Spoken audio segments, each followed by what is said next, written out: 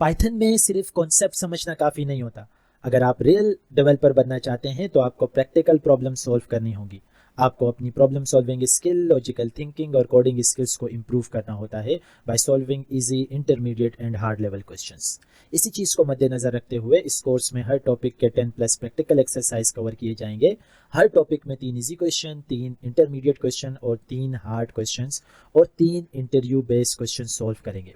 हर questions में हम step by step approach follow करेंगे। सबसे पहले समझेंगे कि एक क्वेश्चन का फंडा क्या है, फिर देखेंगे कि इसे सॉल्व कैसे करते हैं, इसके बाद फ्लो चार्ट के थ्रू लॉजिक समझेंगे और फाइनली कोड लिखकर उसे रन करेंगे और इम्प्लीमेंटेशन को अच्छी तरह से समझेंगे।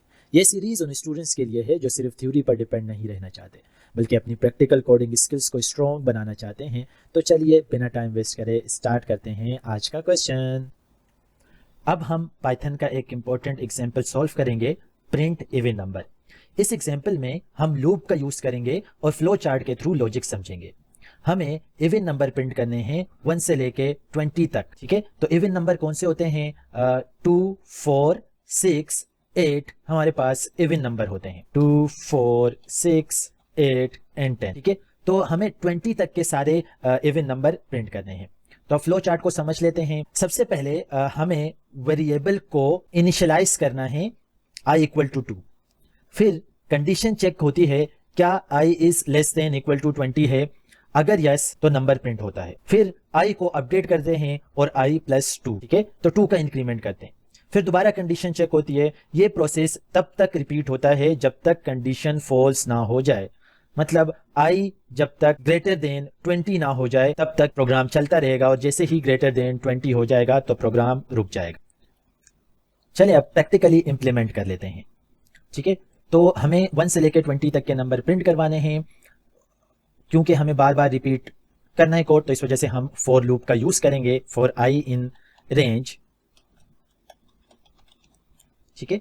यहां हमने i की वैल्यू 2 से स्टार्ट करनी है क्योंकि हमें पता है 2, 4, 6, 8 इस तरह से हमारे पास इवन नंबर आता है, ठीक है। और लूप को तब तक चलाना है जब तक i 20 से छोटा या इक्वल है। तो इस वजह से हम यहां पर एंडिंग पॉइंट 20 दे देंगे।